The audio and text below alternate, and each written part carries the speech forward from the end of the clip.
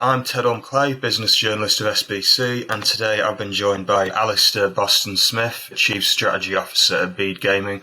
How are you today, Alistair? Thank you for joining us, by the way. I'm good, thanks, Ted. Nice to meet you, and thanks for taking this opportunity. For some of our viewers who might not know, could you give us a bit more detail about what it is your role at Bede Gaming entails? My job title is Chief Strategy Officer, as you just said, which can mean quite a lot of different things. In my case, I look after sort of long-term planning. In the last 5-6 years that I've been at Bede, I've done everything from looking after some of the product functions. I've done quite a lot of commercial and new business, and we can talk a little bit more about that.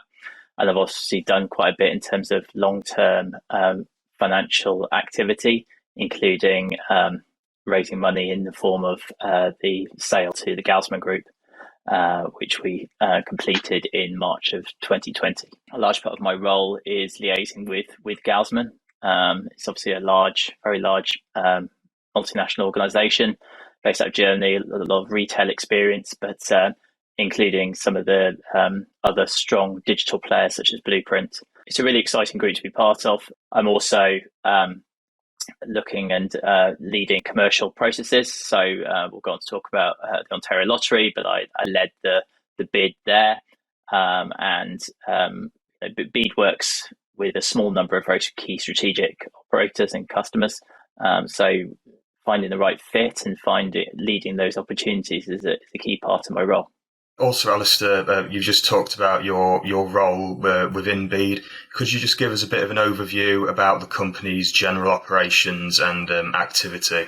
So Bede's a digital platform business. We have been going just over 10 years. We are based out of the UK and are part of the Gaussman Group. Bede focuses on working with key digital players, both tier ones and those that wish to win significant market share. We are an open platform, so one of the key technological capabilities is that we don't hold any legacy tech debt. So we're an open platform that enables operators to really differentiate themselves. We work across 4 continents. We work in North America with the Ontario Lottery. We work in Europe, obviously being a European owned and UK based. We work in South Africa and Africa, and we've got emerging opportunities in LATAM as well. So we're a global company, but we work with a small select number of partners, and we really focus on transforming their digital aspirations and ambitions, as you can see with the performance of the Ontario Lottery and historically with the Rank Group. So that's our core areas of competency. Okay, great stuff. So, yeah, as you just described, it sounds like a really multi-dynamic role covering a lot of different areas. Bede, as well as the company, seems to be involved in a great deal of different elements of the sector. So from your experience, what are the key differences between working with the lottery sector when compared to gaming, for example? Lottery is actually the biggest part of, by financial value, the biggest part of the whole sector. Having worked in the sector as a whole for 15, 20 years, I'm aware that there are different levels of maturity and different starting points. One could argue around the difference between lottery and the gaming sector. And by gaming sector, I guess we mean the land-based casinos and the greenfield digital operators, which obviously are very mature now in the European space and emerging in various other geographies. Lotteries are different because in many cases their ownership structure is linked into government. So they have a different group of stakeholders, and their role and their focuses are quite different.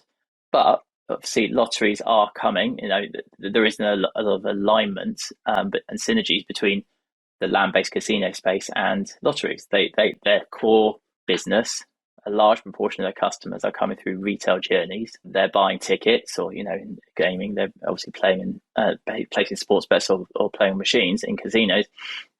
And for many, that is still a distance from the digital experience. They may do lots of things in digital, but they don't necessarily do these things.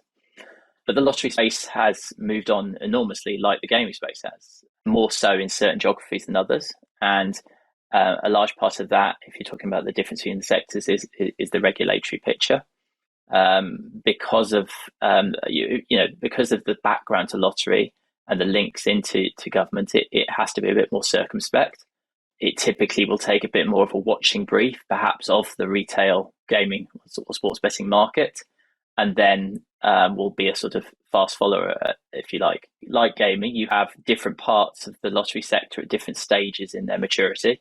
You have those that where digital regulation has simply not occurred or not likely to occur. You have those where perhaps they can allow them to do lottery purchases, and that's a massive step on, because obviously if they don't, they're losing customers to other entertainment sectors and opportunities. And then you go through to the full service offering that you have more typically in Europe and in Canada, as we have with Ontario, where customers can play lottery, they can play sports bet, they can play casino games, poker, etc. So that brings with it a bit of a different dynamic, and certainly that brings opportunities both for us as a supplier and as a partner. It brings opportunities for the lotteries in terms of raising greater monies for good causes, and it changes the dynamic. But that's a more of an emerging picture. Great, thank you, Alistair. That was a really thorough breakdown. Thank you very much. I think you're right. It's very interesting how with the lotteries there is that added dynamic of the government side of it. This sort of increases the regulatory aspects you've got to consider. We just talked about Ontario. You mentioned that at the start of our conversation, then obviously quite heavily linked in with the Ontario lottery. So it's still early days for the Canadian betting market.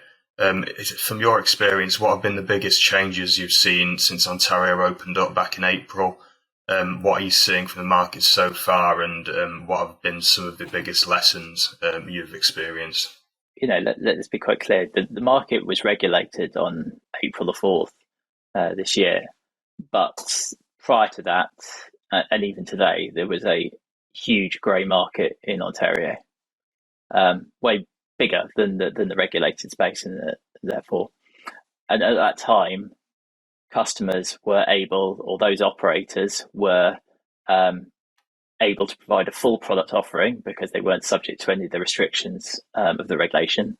They weren't subject to tax. They could therefore offer incredibly attractive bonuses and incentives, and they weren't being taxed, so they weren't providing money back to Ontario to good causes and through taxation revenue.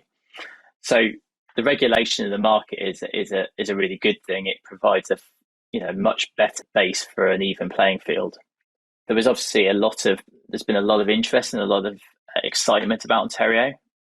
I think today there's probably upwards of 20, possibly 30 operators have now got licensed in the market. And I think most of the large players that were in the grey market or in any of the neighbouring US states have gone live. Maybe the last of the big players are just about to do so, and so it's still early days.